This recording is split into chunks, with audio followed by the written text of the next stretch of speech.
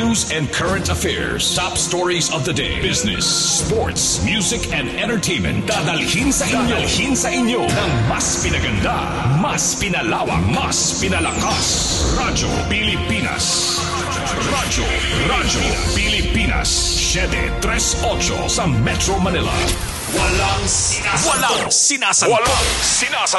Anuman ang issue, sino man ang sangkot, hindi pagtatakpan, hindi kakampihan, papanig sa tama at totoo lamang. Walang sinasanto. Diskusyong diretso sa punto. Talakayang bigay todo si Alex Santos. Walang sinasanto. Dito sa Radyo Pilipinas 738 AM. Magandang hapon, Pilipinas, Luzon, Visayas at Mindanao. Kumusta na po kayo? Ito po si Alex Santos, live ho dito sa amin pong munting tahanan sa lungsod ng Quezon. Araw po tayo ngayon po ng Wednesday, maulang Wednesday dahil nga ho sa bagyong Ophel. At mamaya po ating pong programa ay ilalaan ho natin patungkol po sa mga update po sa mga lalawigan na tinamaan po ng bagyong Ophel. I understand, if I'm not mistaken, dalawa na pong landfall po na nangyari. Una po nangyari po sa may area po ng Canavid sa Eastern Samar at naglandfall rin po sa Matnog, Sorsogon. At mamaya ay kukuha ho tayo ng update mula po sa ating pong weather forecaster mula po sa Pag-asa DOST. Nasa linya nga ngayon po si Ginoong Joey Figuracion. Sir Joey, magandang hapon. Si Alex Santos po to sa Radyo Pilipinas. Sir Alex, magandang hapon po at sa lahat ng ating mga taga-subaybay. Tama po, na nakadalawang landfall na nga po yung si Ophel ngayong araw lang.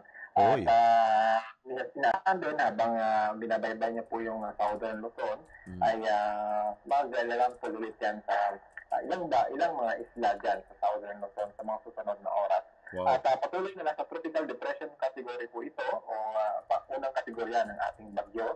At namataan po yan si Ophel sa bandang 50 kilometers kanluran ng Huban Sorsogon kanina alas 10 ng umaga. Opo. At taglay ang lakas na hangin na 45 km per hour malapit sa gitna. At yung pagbugso niya ay umaabot sa 55 km per hour.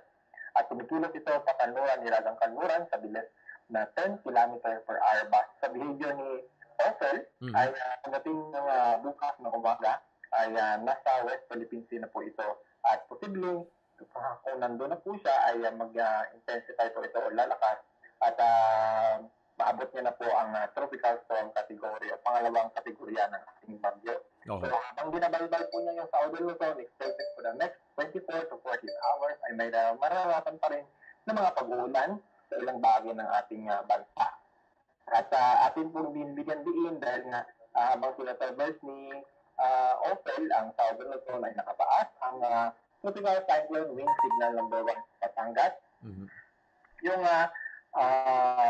southern portion ng Laguna, central at southern portion ng Quezon, sa Cagayan Island, yung Mindoro Provinces, Marinduque, Romblon, Camarines Provinces, Catanduanes, Albay, Sorsogon, at Masbate. Wala na pong signal sa bahagi ng Visayas. Okay. So, ang Luzon lang po, may signal number 1 po, Sir Joey, no? Tama po, listed na po o lowered na yung signal doon sa Eastern Visayas. Pero expected po na magdagdagan pa rin yung itong mga natin dahil posibleng may posibilidad na magbago-bago ng ng direction. So may posibilidad na madagdagan itong area na under CCWS number 1. Opo. Pero ito pong bagyong Ophel, yung 45 kph po niya, hindi na ho ito lalakas, no? Dahil nasa kalupaan na ho, sir, no? At nag-landfall na rin. Yes po. Ang po, binabaybay niya po yung Southern Luzon o yung inland seas ng Southern Luzon. Yes. Ay posible na nasa tropical depression category na po siya. Pero pagdating po niya ng West Philippine Sea, may posibilidad na mag-intensify po siya sa pangalawang kategorya. Na tropical. Pero ang dalang ulan nito, Sir Joey, medyo marami-rami, no? Yes po. actually, ang ating isala mula kaninang umaga, yung 24-hour rainfall ay may katamtaman hanggang sa malakas na mga pag-ulan. Pero ngayong araw, expected na paminsan-minsan may matitinding pag-ulan na tayo. Maranasan, especially doon sa Bicol Region, Calabarzon, Marinduque, Oblon, at sa Mindoro provinces. Samantala, mahina hanggang katamtaman naman na pag-ulan na kung minsan ay may malalakas din dito sa Metro Manila, sa Cagayan Valley, Cordillera Administrative Region, sa Central Samantala. Yung mga bags naman ay nakapekto ngayon sa southern part ng bansa, particularly sa Mindanao. At mag-aapid yan ng katamtaman sa malakas na pag-ulan sa Caraga, Davao Region, Sarangani, at mahinang at hanggang sa katamtamang pag-ulan naman na paminsan-minsan may kalatasan sa malalaming bahagi ng Mindanao. So, ating payo sa ating mga tagapakinig na magantabay sa mga heavy rainfall warnings na pinapalabas po ng aming mga regional services sa kanilang lugar. Ang gale warning po, Sir Joey, ay gaano kataas po bang mga alon ngayon? So, in addition po dun sa mga areas under PCWS number 1. Yeah. Yung may gale warning po sa bahagi ng Batanes, Ilocos Norte, sa northern seaboard ng Cagayan, kasama po dyan Babuyan Islands. Ibig sabihin na panganib sa ating mga kababayan ang paglalayag, no, o pag-venture out sa mga karagatan na yan, kasama doon sa mga areas under tropical cyclone signal number 1. Dahil posibleng umabot dahil maalon hanggang sa alon ng karagatan sa mga areas na yan. Dahil kaya ako tinanong ho yun, Sir Joey, dahil meron hong daw 20 mangingisda sa Catanduanes ang mukhang naipit ho yata sa bagyo. Kaya sinisiguro ho nila na dapat ligtas daw ho ito makauwi ho sa Catanduanes, sir. Yes po, kasi ang areas, ang dito po ay sila po yung mas exposed po talaga sa yung south quarter ng Baguio ay hindi masyadong may kalakasan. Pero yung north quadrant ng Baguio, which is Bicol Region, yun po yung medyo nagkakaroon tayo ng mas maiting na abiso para sa kanila panganib nito ni Ophel. Pagdating sa ulan at pagdating sa lakas ng hangin. Okay, so within this day hanggang Friday, talagang maulan sa Metro Manila at ilang pa mga lugar po sa Bicol at parte ho ng siguro ng ng Northern Luzon? Opo, asahan na habang po binabay po yung Southern Luzon, kung nandito na po sa Mindoro, asahan natin na may malalakas na pag-ulan na yung mananasan dito sa Metro Manila, Calabarzon at doon po sa Central Luzon. So, mag-antabay lang po sa ating mga updates at lalo na po yung tinatawag natin nowcasting kasi mas real time po yan. So, yun po yung heavy rainfall warning. So, within 3 hours, naglalabas tayo ng forecast na kung anong mga areas na may malalakas na pag-ulan. Sir Joey, yung inyo pong inanunsyo kanina na signal number 1 na medyo na downgrade na rin po yung ilan, ito po yung ilalabas ninyo ng alas 2 po, sir, no? Palabas na po ng alas 11. Okay. Lifted na po yung mga mula kaninang alas 11 ng umaga. Okay. At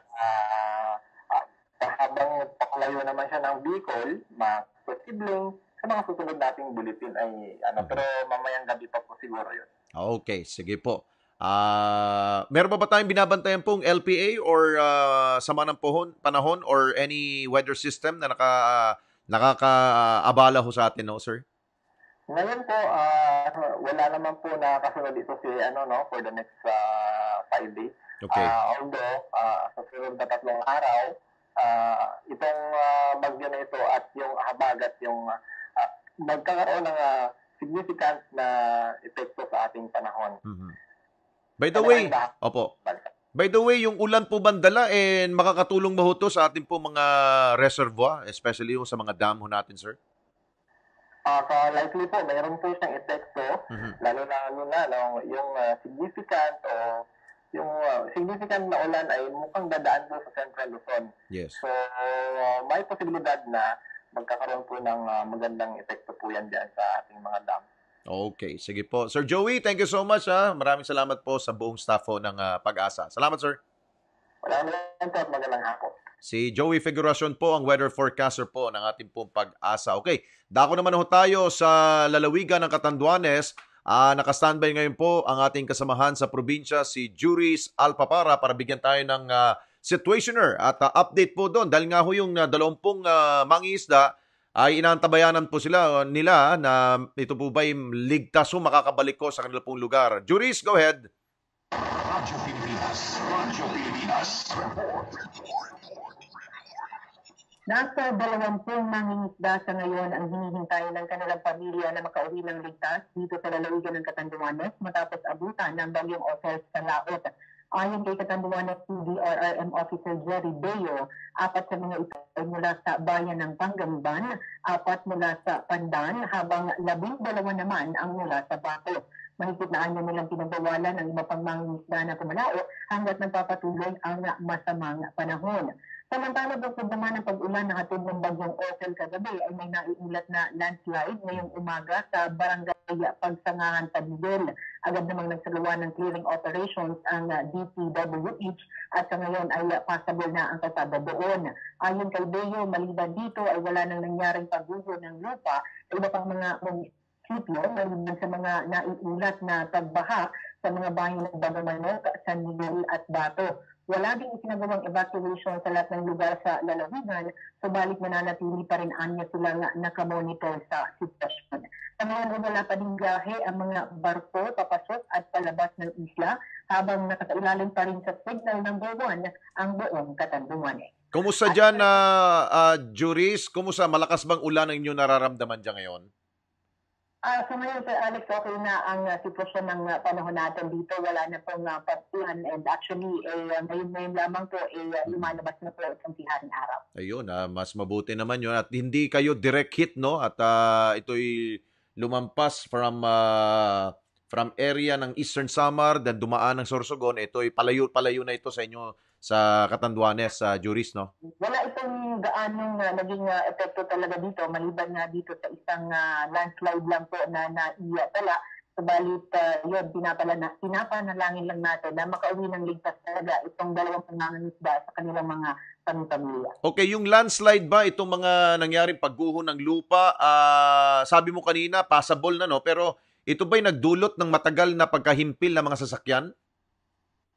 Hindi naman po ito inabot ng lampas pa ng 2 oras, dahil agad naman na nakipag-ugnayan ang lokal na pamahalaan ng bayan ng San Miguel sa DPWH at nagkataon na may malapit po doon na contractor na merong project. So malapit lang sa kanila at agad-agad naman po itong narespondihan. Okay, sige. Juris, thank you so much.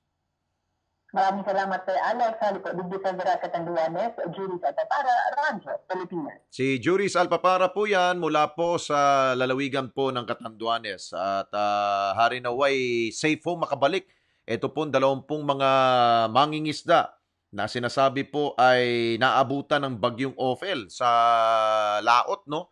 I'm sure kinakabahan siguro ho ang kanila po mga kamag-anak po niyan. Pero dapat siguro kapag mayroon talaga hong mga sama ng panahon, siguro instinct na ho sa mga mandaragat na wag na ho tayong pumalaot pa. Wag na ho tigas ulo. Siguro ang inyo po mga local na mga Coast Guard po dyan, Philippine Coast Guard, nagbibigay naman siguro po sila ng up-to-date at early advice o advisory para maingatan ho natin na meron pong mga casualty sa mga ganito pong sama ng panahon, dulot po ng mga bagyo tulad nito. Sunod-sunod po talagang bagyo natin at malakas ang ulan. Sana ho'y makinig tayo sa mga abiso ng ating pong mga local government units at the same time ang mga agencies na round the clock na nagbabantay po para po sa inyo pong kaligtasan. So yan lang man talagang kanila pong trabaho, kanila pong tungkulin para mailagay po tayo sa hustong safety ho natin. Dahil kapag tayo po ay magmatigas ang ulo, wala hong kalalagyan ho niyan, kundi disaster o di kaya casualty, marami hong masasaktan ho dyan. Kaya pag mga ganito po mga panahon, makinig sa PDRM ninyo, yung Provincial Disaster Risk Reduction Management Office, ang mga Coast Guard, PNP, Philippine Army o yung AFP, yan po ay tulong-tulong po sila para po kayo maligtas po sa mga ganito pong mga sama ng panahon or tinatawag natin mga kalamidad. Okay, sa ating pong inimbitahan ngayong araw na ito ay hingi rin po tayo ng update mula po sa parte ho ng lalawigan ng Eastern Samar at maging sa Sorsogon. Kung ready na siguro sila, Ivy, no? Pwede na nating simulan ang ating pong mga pagkuha ng mga updates mula po sa mga naturang pong lugar dahil ang Eastern Samar sa Canavid ay nagkaroon po ng landslide ng landfall at maging ang Sorsogon, Matnog Sorsogon po nagkaroon po ng tinatawag po ng landfall. So 2 pong lugar po yan. So hingi ho tayo ng update po dyan kanila Governor Ben Evardone, ang amaho ng Eastern Samar at maging ang Sorsogon Disaster Risk Management Office, ang head nila na si Engineer Radem Dimaano, para makibalita ho tayo kung kumusta ho. Meron ho bang mga reported na mga casualties? Ano ba mga lugar na nagkaroon ng danyos dulot po ng malakas na hangin na dala ho nitong bagyong Ophel at mga pagbaha at ilang pang mga kaakibat pong mga epekto nito pong sama ng panahon tulad po ng bagyong Ophel. At mamaya rin po ay atin pong inimbitahan si Commodore Arman Balilo dahil siya po ang tagapagsalita ng Philippine Coast Guard. Bukod po sa hingi tayo ng update sa kanila, kumusta po ang paglalayag po ng ating po mga kababayan? Meron ba sila mga order na to stop sailing muna? Wala ba hong dapat maglayag at pumalaot? We will also congratulate them dahil anniversary rin pala ho ng Philippine Coast Guard. At bukod ho dyan, maki-update na rin po tayo dahil ngayon rin pong araw na ito, gagawaran po ng IMO Award dahil po sa kanya pong katapangan at pagsagip po sa mga pasero na lumubog pong barko noong pong taong 2019. Atin po siyang bigyang pagkilala. Dahil siyempre ito pong programa naman ninyo ay hindi lamang po ito puro batikos, hindi lamang po puro pagsilip sa mga mali, kundi magbibigay rin po tayo ng mga good news po kapag meron naman po mga nakakagawa ho ng kabutihan sa ating pong mga kababayan. Okay, ito. Nasa linya ngayon po si Engineer Raden Dimaano ng Sorsogon Disaster Risk Reduction Management Office. Engineer Raden, magandang hapon po. Si Alex Santos po sa Radyo Pilipinas. Magandang hapon sa lahat na nakikinig. Opo, kumusta na po ang Sorsogon? Kayo daw po ay tinamaan ng bagyong Ophel dyan po sa Matnog, Sorsogon. Kumusta po yung lugar na yun, sir? Matnog is the southern tip ng Luzon. Opo. So, ngayong umaga, 6 o'clock in the morning, nung na-i-plot namin ito mga palando ng nahagip na kami ng konti.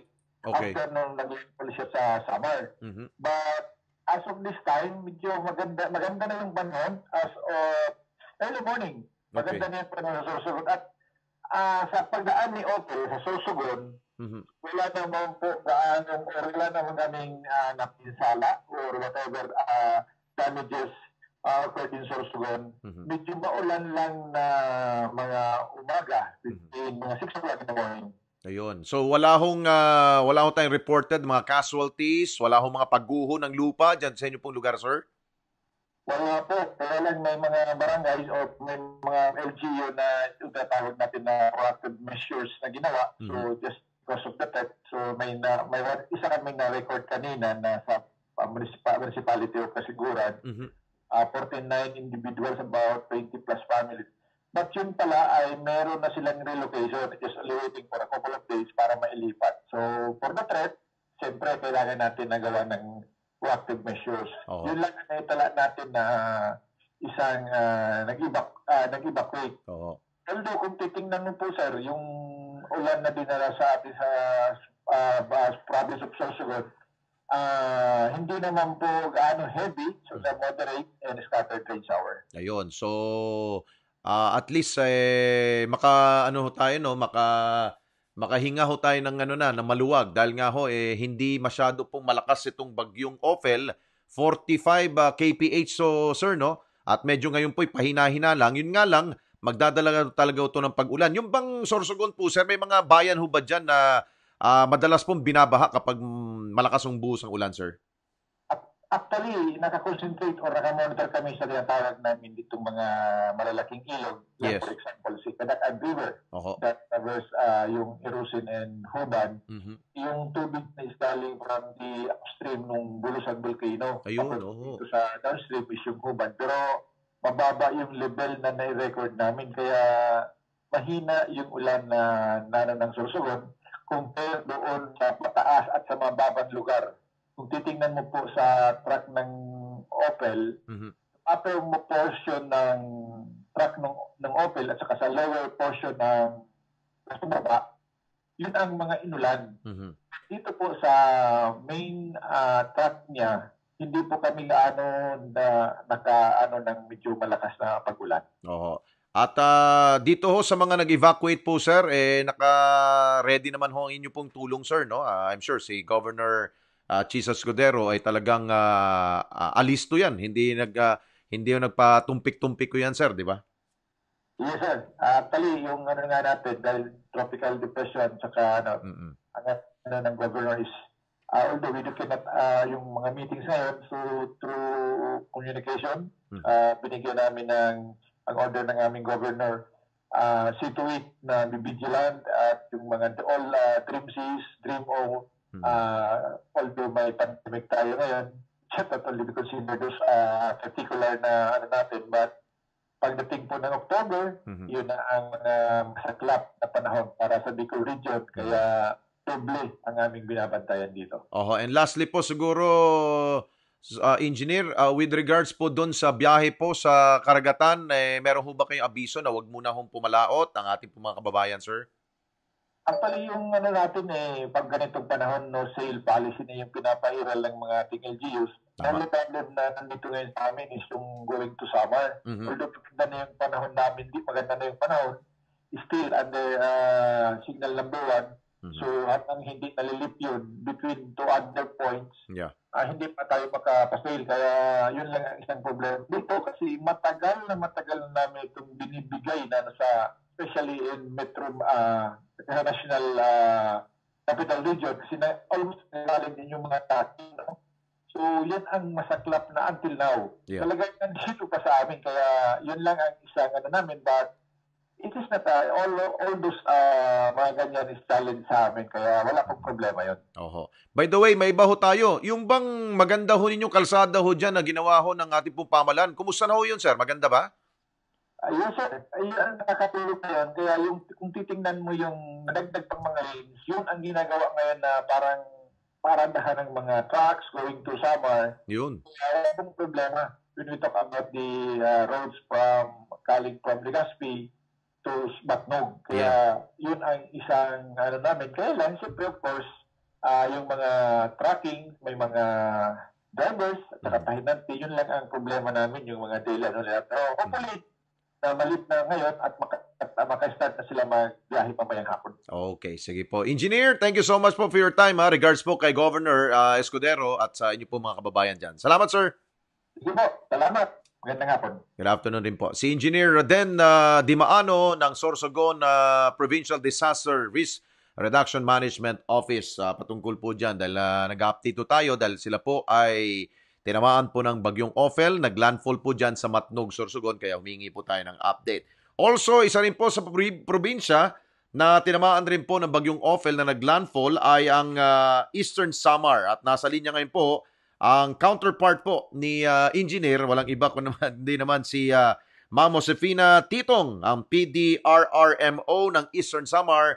Ma'am Josefina, good afternoon ma'am. Si Alex Santos po.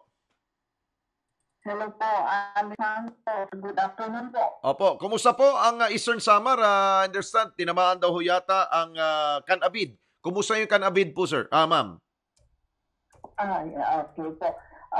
Nag-landfall po kami ng 2:30 ng early morning. Opo. Ang Baguio Open.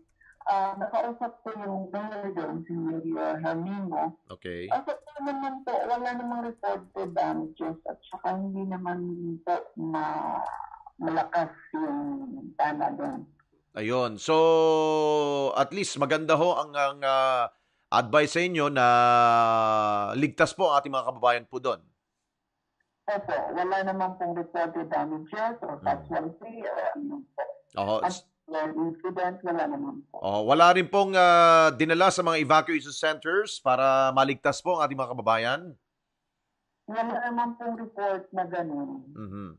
Sa iba pong mga bayan, hindi lang po sa Canavid, sa buong probinsya ho ng Eastern Samar, ligtas ho lahat, ma'am? So far, wala po kaming na-receive ng mga report na tungkol sa mga damages or any untoward incident. Okay. At also din po yung MDRRMO na mas low. Wala naman daw kung damage doon. Opo. Sa ating pong pag-uusap ngayon, ma'am, kumusta pong weather ngayon? May paulan-ulan pa ba o malakas pa rin po ang hangin? Actually po, maaraw po. Maaraw na. Oo. Talagang dumaan lang si Opel, no? Oo, hindi nga nila daw naramdaman eh. Mga yung inaano na magbalakol doon sa Canabid, wala na, hindi nila naramdaman. Yung po bang Canabid po, ma'am, ito po ba ay coastal area po, ma'am? Opo. Halos lahat naman po ng mga municipalities dito sa Eastern Samar ay tabing dagat. Coastal area. Dalawa lang ang hindi. Yung Maslog at saka Hipatan. Hindi naman tumataas po yung alon ho doon at hindi naman hinahampas po yung mga tahanan po malapit sa dagat. Wala din pong report na gano'n. Ayun. Sige, mabuti naman ang mga binigay ho na mga update at information sa inyo. Good news lahat, ma'am. Yan ang maganda. Wala ho tayong mga kababayan na nasa lantaw ng bagyo. Opo. Sige po, ma'am. Sana po ganun lang lagi, no? Wala ho tayong mga bad news. Good news po tayo lahat. Ma'am Josefina, thank you so much po for your time dito po sa Radyo Pilipinas. Okay, welcome. Dagang salamat. Thank you. Si Ma'am Josefina Titong ng Eastern Samar PDRRMO. Ayun, mabuti yun. Good news ho yun. Kahit na merong mga sama ng panahon, at least tayo po ay ginhawa para at least wala hong mga nasaktan. Okay, time check muna tayo. 1:27, magbabalik po tayo. Magbibigay po tayo ng mga updates, headlines, at ilang pa mga reports sa ating po mga kababayan sa probinsya. Alamin natin tungkol po ito sa mga COVID. At later on, kausapin na rin po natin si Commodore Armand Balilo ng Philippine Coast Guard dahil sila po ay nagsa-celebrate ng kanila pong anibersaryo. Kaya alis, magbabalik po ang Walang Sinasanto. This time check is brought to you by San Miguel Pale Pilsen. Sarap ng urig, sarap ng totoo. Panatilihing masaya ang paglilibang, ang paglalaro sa kasino. 21 pataas lamang. Magtakda ng oras at limitahan ang gasto sa paglalaro. Huwag magsugal kung nalulungkot. Huwag hayaang makasira ng buhay at pamilya. Para sa impormasyon ukol sa responsible gaming, tumawag lamang sa hotline 521-0957 o bisitahin ang www.pagcor.ph/regulatory.php.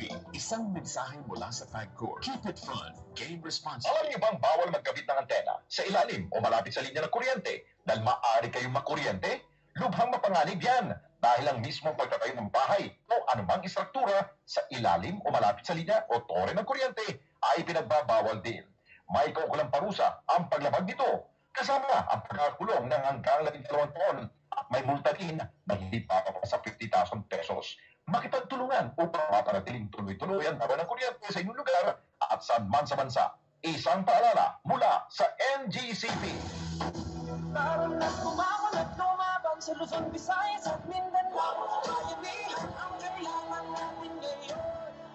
One Ginebra Nation, isang tawag.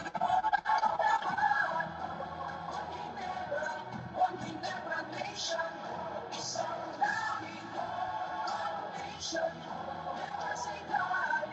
One Ginebra Nation. Drink responsibly. Panatilihing masaya ang paglilibang. Ang paglalaro sa casino ay para sa may edad 21 pataas lamang. Magtakda ng oras at limitahan ang gasto sa paglalaro. Huwag magsugal kung nalulungkot. Huwag hayaang makasira ng buhay at pamilya. Para sa impormasyon tungkol sa responsible gaming, tumawag lamang sa hotline 521-0957 o bisitahin ang www.pagcor.ph/regulatory.php. Isang mensahe mula sa Pagcor. Keep it fun. Game responsibly. Laran at kumamon at lumaban sa Luzon, Visayas at Mindanao. Bayanihan ang kailangan natin ngayon. One Ginebra Nation. Isang tatayon ang lahat. One Ginebra Nation. Isang nation. Never say die. One Ginebra Nation. This time check is brought to you by San Miguel Pale Pilsen. Sarap ng urig, sarap ng totoo. Alex Santos. Walang sinasanto sa Radyo Pilipinas. 8 AM. Okay, sa oras na 1:31 na po ng hapon, tuloy po tayo dito sa ating pong programang Walang Sinasanto sa inyo pong #COVID-19 Radio. Lagi pong handa ang inyo pong Radyo Pilipinas. Okay, sa mga updates natin, siguro simulan natin sa number of cases dito sa Pilipinas ng COVID-19. Ito, nasa 344,730 na po tayo at meron po tayong active cases na 44,958. At ito po ay may dagdag na 1,990, less than 2,000. Ang NCR po, nakong ganda ng numero ng NCR, 580. So ang Cavite, 114, Rizal, 105, Laguna, 100, Misamis Oriental, 94. Magandang numero po yan. Sana po'y pabababain pa ho natin yan. Huwag na ho tayo magdagdag ho ng mga cases. At sabi nga ho, kailangan tayo po'y sumunod sa mga alintuntunin. At sa ating pong mga recoveries, ito may karagdagan pong 337. Kaya umabot na ho tayo sa 293,383. Pero malungkot, meron pong dagdag na 40 na mga nasawi. Kaya umabot na ho tayo sa 6,372. So yun po ang ating pong COVID-19 update. Ano pa ho mga malaking balita? O ito, ang issue po ng dolomite. Ang ating pong DNR, ang Department of Environment and Natural Resources ay siyempre nagsalita na po, no? Ang sabi nila ay pinapaliwanag nila na hindi ho nasayang ang inilagay na dolomite sand dyan po sa Manila Bay dahil yung itim na ho na buhangin ang siyang pumasok po at tinatakpan po mga puting buhangin. Ito po naging pahayag po ni Undersecretary Benny Antiporda sa mga batikos ngayon ng ilan po natin mga kababayan dito laban sa dolomite sand. Pakinggan ho ninyo ang naging pahayag po ni Yusek Antiporda. Kung Secretary Roy A. Simato, nakita po na puro kasinungalingan po yung lumabas na po yung white sand natin. Ang nangyari po talaga is wash in. Pumasok po yung itim na buhangin at pumatong doon sa white dolomite. Now, paano po natin susulusyonan dahil balang araw, malamang patungan nila ng laksante itong white sand natin. Well, yung ganito po talagang beachfront o no-risk area, natural beach po, ay nililinis po talaga kahit saan parte po ng mundo. Talaga po minimaintain ito. Now, ito po kaya hindi talaga minimaintain pa ngayon dahil this is still under the jurisdiction of the contractor. And pinakita po natin sa ating pumatid sa media na there is about 2 to 3 inches of black sand na nakapatong na po sa white sand. So sa madaling salita, wala pong nawash out, hindi po nabawasan yung ating white dolomite. Ang nagdagdagan po tayo ng sand galing sa ilalim po ng dagat. Ayun, so malinaw po yun Ang naging pahayag po ni Yusek Benny Antiporda, ang sinasabi nga ho niya ay talagang yung pong itim na, syempre may mga itim na buhangin po dyan sa mismo Manila Bay at maaaring burak nga ho yun, no? Dahil nga ho, maganda pakagawa ho niyan meron pong sistema na ginagawa ho yung contractor. Meron silang nilalagay po parang filter na hindi ho talagang lumulusot at lumalabas po yung white sand. Kaya mapag-iingatan talaga ho itong white sand dyan po sa naturang pong lugar. So siguro antay na ho natin na matapos ang buong pong proyekto na yan para masabi ho natin na successful. Pero ngayon pa lamang, wag na natin munang batikusin. Antayin natin. Dahil gano'n naman talaga. Meron madudumihan ho. Kahit na siguro magsuot ka ng puti. Pag ikaw ay lumapit sa isang maruming bagay, madudumihan ka talaga. So, kailangan ho talaga dyan is maintenance. So, tingnan ho natin. Huwag tayo batikos ng batikos. Ito pa. Isa pong malaking balita pa rin po. Ang Manila RTC daw ho ay binawasan ng 3-day furlough at ginawang 2 araw na lamang na siyang ipinagkaloob po sa akusadong si Reyna May Nasino para madalaw ang kanya pong namatay na sanggol. Malungkot po na balita po yan dahil nga ho siya po'y nadakip dahil po siguro sa kanya pong pagiging kontra sa ating pong pamalaan kaya ho siya nahuli ho dyan. So, yan po ipagpapasya naman po ng ating pong huwes dyan po sa Manila RTC. Ito pa, ang Joyride naman po, ito good news po para sa mga mananakay po ng Joyride. Ang Joyride po ay magbibigay po ng, libre daw hong helmet sa kanila pong mga parokyano sa pagbabalik operasyon ng motorcycle taxi. Kita nyo naman po yung helmet nila, no? Meron pong pang his at may pang her. Kung his, blue ang kulay. Yung naman pambabae, syempre pink. Either kung anong gusto ho ninyo. Pero maganda yun dahil full face po siya. Meron pang kasama ho yang may kasama pa hong lalagyan ng inyo pong helmet. Para ho yan sa mga parokyano daw ho ng Joyride. So, ito yung nabanggit na noon lahat sa atin ni Attorney Noli Iyala, ang Vice President ng Corporate Affairs ng naturang pong kumpanya. So, good news po yan para sa mga sumasakay ho sa motorcycle taxi. Siguro baka susunod po yung kalaban nila.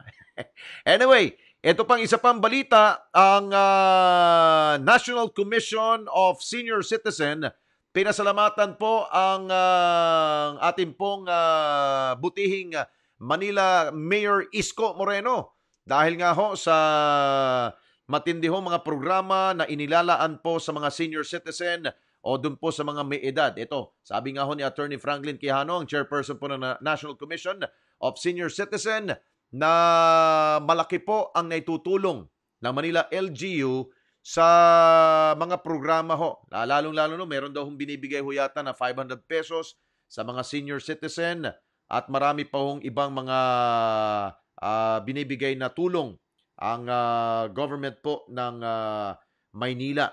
So kay Mayor, ito, 500 monthly allowance binibigay pala ho at mga trabaho para sa mga senior citizen. Dahil nga ho, kahit na may edad na ho yan, may kaya pa ho silang magtrabaho. Kaya wag natin silang maliitin. Kaya magaling ho yung ginagawa ho ngayon ni Mayor Isko Moreno. Ayos ho yan. Sana po pamarisan po siya ng ilan po nating mga alkalde ho sa buong bansa. Ito ang good news natin at mamaya ay kakausapin natin si Commodore Arman Balilo dahil good news natin, itong Philippine Coast Guard Officer gagawaran po ng IMO, ito yung International Maritime Organization Award dahil po sa kanya pong katapangan at pagsakip sa mga pasahero na lumubog na barko noong pong November 2019. Siya po ay si Ensign Ralph Ofalia Baradjan. Siya po ang una pong recipient ng IMO Award for Exceptional Bravery at Sea mula po sa Philippine Coast Guard at maging sa siguro sa Philippine sa IMO, yung mismong grupo ho na international maritime organization. At siguro kung ready na ba si Ivy, ready na ba si siguro bago ho natin na interviewin si Commodore Arman Balilo, dumako muna tayo ho sa mga reports ng ating po mga kasama. Muntik ko na makalimutan, IB, no? Ito, report muna to, tungkol po to sa COVID, no? Ipinatupad na lockdown sa isang lugar po sa isang bayan sa Pangasinan. Inalis na. Detalye mula kay Sara Kayabyab. Sara, go! COVID Radio. Hashtag laging handa. Radyo Pilipinas Special Coverage. Lifted na ang ipinatupad na lockdown sa ilang lugar sa bayan ng Calasiao dito sa lalawigan ng Pangasinan na nakapagtala ng kaso ng coronavirus disease nitong nakalipas na linggo. Base sa abiso ng lokal na pamahalaan, inalis na sa critical zone ang 3 household compound sa Purok 2, Barangay Mancop at Barangay Bunlag. Kasunod na rin ito sa pagnegatibo sa virus na ma-close contact ng naitalang pasyente sa mga nabanggit na lugar matapos lumabas ang resulta ng kanilang swab test. Sa kabila nito, patuloy naman ang mahigpit na monitoring na isinasagawa ng lokal na pamahalaan sa pangunguna ng Municipal Health Office, katuwang ang iba pang tanggapan para masigurong nasusunod sa lahat ng... Oy, naputol si Sara Kayabyab. Ano ba nangyari? Ulitin mo. Ulitin ba natin o lipat tayo sa ibang reports? Anong nangyari dyan sa inyong makina? Tatawagin ko ba? Ulitin? Hindi. Move on tayo. Sunod natin si Vanessa Nieva. Tungkol pa rin po ito sa pagpapatupad ng minimum public health standards laban sa COVID-19. Vanessa, go ahead, Nieva. COVID Radio. Hashtag laging handa. Radyo Pilipinas Special Coverage. Kasabay ng pagpapasailalim sa red alert status sa buong lalawigan ng Camarines Sur bilang bahagi ng paghahanda sa posibleng epekto ng Tropical Depression Ophel, ipinag-utos na rin ang mahigpit na pagpapatupad ng minimum public health standards sa mga gagamiting evacuation centers. Batay sa memorandum na ipinalabas ni Camarines Sur Governor Miguel Luis Mix Villafuerte, ipinag-utos nito ang pagsasagawa ng preemptive evacuation para sa mga pamilya na posibleng maapektuhan ng bagyong Ophel at binigyang diin na tanging ang mga non-COVID facilities lamang umano ang dapat gamitin bilang evacuation centers. Kinakailangan din umano na maglaan ng hiwalay na kwarto para sa mga evacuees na mayroong mataas na temperatura at dapat na i-quarantine sa identifikadong COVID-19 quarantine o isolation facility ang isang individual na nagpapakita ng sintomas ng sakit. Ipinaalala din ang pagsunod sa minimum public health standards sa mga evacuation centers gaya ng social distancing policy kung saan tanging 15 individual lamang ang maaaring manatili sa isang standard size classroom, pagsusuot ng face mask, pag-check sa temperatura ng mga evacuees, paglalagay ng mga sanitation stations, paggamit ng alcohol at sanitizers, gayon din ang pag-disinfect sa mga evacuation centers. Ipinag-utos din ng gobernador ang mahigpit na monitoring sa iba't ibang lugar dahil sa posibilidad ng landslide at pagbabaha, gayon din ang pagtiyak na ligtas ang publiko sa banta ng COVID-19. Halidibis sa Siyudad ng Naga, Probinsya ng Camarines Sur, Vanessa Nieva, Radyo Pilipinas. Okay, thank you Vanessa mula po dyan sa Bicol Region. Sunod natin mula sa Davao at maging sa Mati City, sa Davao Oriental, nagtala daw ho ng unang kaso ng COVID-19 related death. Detalye mula kay Armando Feniquito. Armando, go! COVID Radio. Hashtag laging handa. Radyo Pilipinas Special Coverage. Nagtala ng unang kaso ng coronavirus disease o COVID-19 related death ang Mati City, Davao Oriental itong Lunes.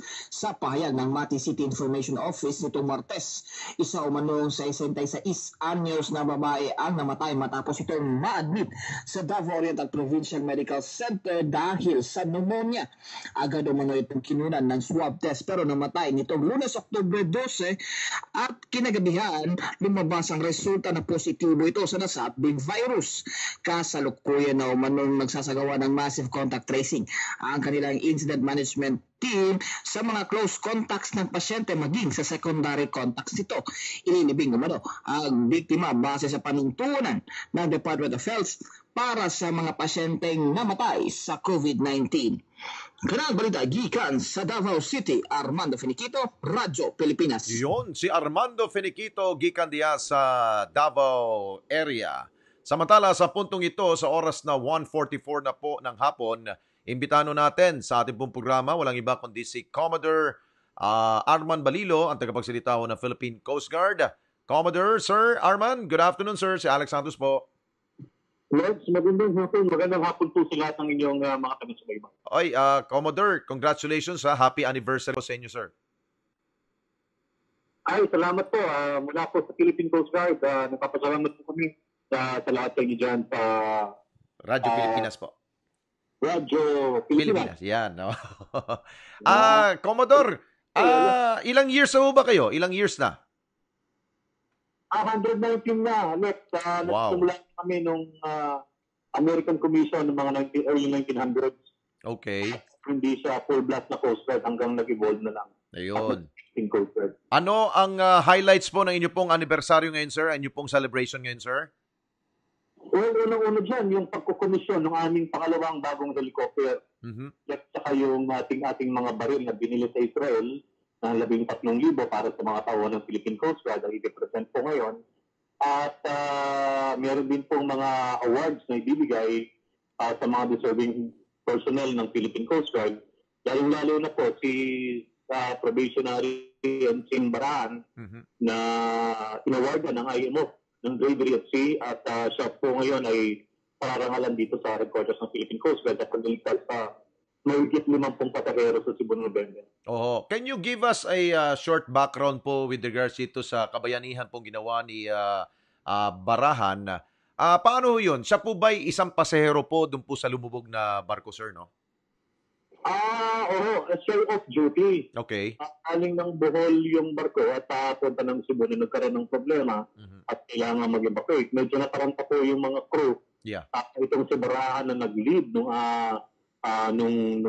pag-alis doon sa barko at nagsimula ng mga rescue operation at kumunik doon sa mga Philippine Coast Guard rescue personnel. At lahat po ay naligtas, no? At ibig sabihin na very siya, alertive at nabigyan po niya ng pagkakataon na makaligtas po ang ating mga kababayan, no? Ang ginawa niya nung tumalon na sila doon sa tubig ay nagbibigay pa rin siya ng guide doon sa mga nakakapit doon sa mga floating material na tinali niya yung iba para hindi mag-iwalay. At kinalma niya po hanggang sa makarating yung mga rescue. At sa ganitong klase hong kabayanihan po, Commodore, ano ang bukod po dun sa IMO award at siyempre meron rin kayo sarili pong award para sa kanya, ano ito? For promotion po ba yan, sir? Actually, ginawa na siyang officer at nag-training na siya ngayon. Wow. Dahil ahead the IMO award, nirecognize na namin siya at ginawang qualified dun sa kanyang deed na maging officer ng Philippine Coast Guard. Dati lang po siyang enlisted personnel, pero ngayon po ay kasalukuyan siyang nagka-training. At pagka-graduate na po niya po, isang official na siya. At makakita rin naman po ma-deliberate pa sa promotion. Yes. So, ano po ang magiging decision ng board ng promotion. Dati anong bang ranggo niya? Ngayon NC na ho siya, no? Dati parang PO... Petty officer? Sargento ho dati. Pero ngayon tiniente na ho siya. Tiniente, lieutenant ang ensign, no? Lieutenant ang ensign para... dahil hindi kasi kabisado ho ng ating mga kababayan. Ano ba yung ensign? Parang lieutenant sa AFP, sir, no? First, second lieutenant ang katumbas ng AFP. Ayun. So, maganda. So, saan po siya i-assign ho, sir? Kung official na ho siya? Wala po. Depende sa mapag-agrihan kung kasi nurse ka to, pero nasa kanya yun kung gusto niya mapabilang sa mga medical personnel o mapabilang bilang isang line officer na pwedeng tumao sa mga stations o ma-assign sa mga security units ng Philippine Coast Guard. At ano ang naging mensahe po ng kanya pong ginawang kabayanihan sa inyo pong hanay po sa Philippine Coast Guard, sir? Well, nasa transformation left ng Philippine Coast Guard Kaya kailangan namin ng mga katulad nitong halimbawa na pamamarisa ng aming mga tauhan na handang maglaan ng buhay sa lahat ng oras at kahit na namang panganib ay susungin basta makapagligtas lamang ng mga tao po na nangangailangan. Ayun. At speaking of pagliligtas sa ating mga kababayan, sa panahon po ngayon sa Commodore na medyo masama pong panahon, ano pong advice ninyo sa mga mandaragat, especially ho sa mga nagpapalaot pa ngayon? Kayo ng umaga po, advisory uli kami na wag na pong piliting sumakay ng barko. In fact, marami pong stranded sa Bicol. May mga around 500 na at alam ko dito sa Batangas, meron na rin po. Hinintay lang natin yung figure. Palipasin po na natin yung itong bagyo, nananatili po kahit na po pandemic. nananatili po yung ating regulasyon na pag signal number 1 sa area nyo, hindi kayo makapaalis. Applicable din po dun sa mga APOR, yung mga emergency, kasi po wala po tayong papayatang barkong maglayat. Hanggang kailan po ang ilang ano ba yan? Isang araw ho ba yan or how many hours po ba ang suspension po ng paglalayag, sir? Ay, nakadepende tayo ulit sa Pag-asa. Announcement ng pag-asa. Pagka sinabi nilang wala na pong bagyo dito sa area, tatanggalin na rin po natin yung pagbabawal. Ayun, dahil para maiwasan natin yung pagdagsa ng mga tao sa mga pantalan, sabi nga ho ninyo, mukhang marami ho stranded ngayon. Oo, yun ang in-advise natin kasi ang kasama sa masasakripisyo dito yung ating mga health protocols. Ayun. And lastly po, Commodore, ano po ang mga possible pa ho ninyong mga aksyon para sa pagbabantay ho sa ating pong katubigan? Kumusta ho? Meron ho ba tayong problema or kayang-kaya ho natin? Ay, hindi po. Sa pagbabantay po sa karagatan, lalo na po sa West Philippine Sea, kailangan pa po natin ng mga barko, ng mga floating assets. In fact, ipipresent po namin mamaya yung modernization ng Coast Guard. Yes. Na kailangan pa po namin ng malalaking barko para makasabay tayo dun sa mga nagpapatrol din ng ibang bansa dito sa West Philippine Sea. Okay, sige po. Commodore, congratulations at happy anniversary po sa inyong hanay, sir. Yes, all the time. Salamat. Salamat po sa inyo sa Radio Pilipinas. Thank you po. Si Commodore Arman Balilo ng Philippine Coast Guard, ang ating pong nakausap. Okay, sa puntong ito, dahil we have 4 minutes to go bago ho mag 1:55, kuha tayo ng update dun ho sa mababang kapuluan ng Kongreso matapos po ang mga intramurals ho doon, mga kaganapan, ay hingi tayo ng update mula po sa ating pong kasamahan, si Kathleen Forbes mula po sa Batasang Pambansa. Kathleen, go ahead. Radyo Pilipinas, report. Yes, Alex, balik na nga sa trabaho itong ating mga mambabatas. Kanina umaga ay mabilis na tinapos ng mga kongresista yung deliberasyon para sa budget ng Office of the Vice President. Personal na sumala sa budget deliberations itong si Vice President Leni Robredo at kasabay nga nito ay nagkaisa naman yung mga kongresista na paasad yung kanilang proposed para sa 2021 sa halagang 1.358 billion. Sa ngayon naman, ang nakasalang ay ang mga pondo sa state universities and colleges sa NCR, Region 1, hanggang Caraga Region, CAR at APAR. Kagabi naman, after din ng intramurals, agad din namang sinalang na binalik kasi nila this a period of debates and interpellation yung ating 2021 General Appropriation Bill. Kaya kahapon, magdamagan, tinapos na nila yung naunang tatlo na ibinalik nila dun sa plenaryo. Ito yung Commission on Audit, Civil Service Commission, pati na itong DSWD.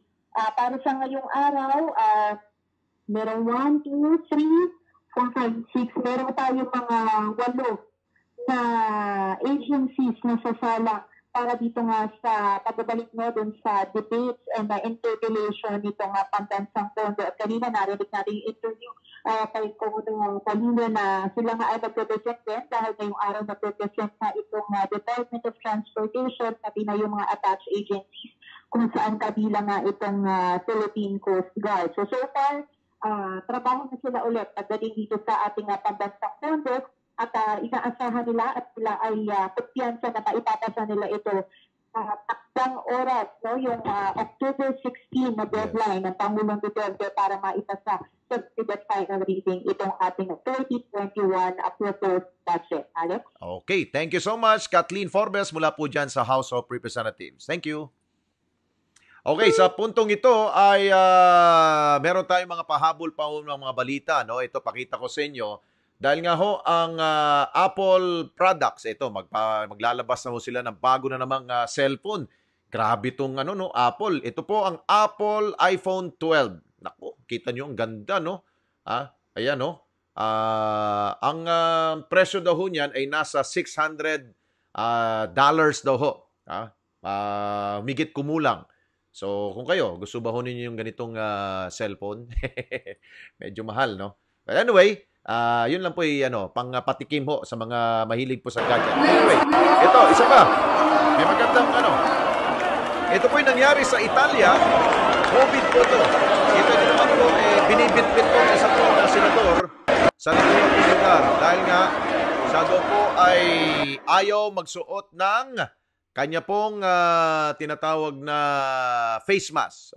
Kaya wag niyo ho siyang gayahin. Kailangan sumunod po tayo sa mga alintuntunin para hindi tayo mahawaan po ng COVID-19. Anyway, with that, maraming salamat po sa pagsama sa inyo pong sa isang oras po na talakayan dito po sa Walang Sinasanto. Maraming salamat po sa ating pong kaagapay, sa technical staff natin, si Sir Rolly Bumatayo at si Karen Solis. At syempre ating pong executive producer na si Ivy Grace Rivera. Until tomorrow, see you. Bye-bye. Ingat. You know you're always on the go. Pero ang mahuli sa balita is always a big no.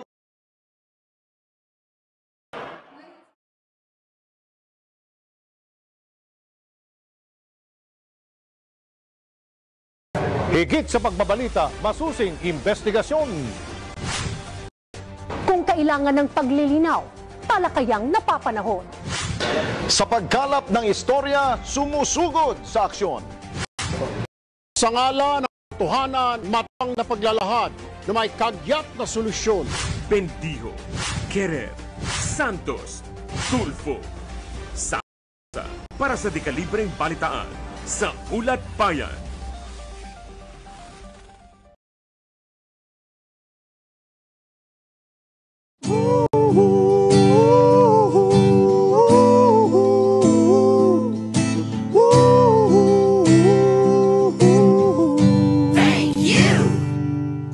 Ikaw umaatras, sakit na marahas. Kailangan mong magpalakas para sila'y mailigtas. Buwis ang iyong buhay, handang matanggap pag ika'y mamatay. Asawa't anak na hindi masilayan, pamilya mong iiwang luhaan. Masdan nyo ang mundo, isipay mulat, magigising ang lahat. Paglaban nyo ang mundo. Kung magkaisang lahat, hihilom ang sugat.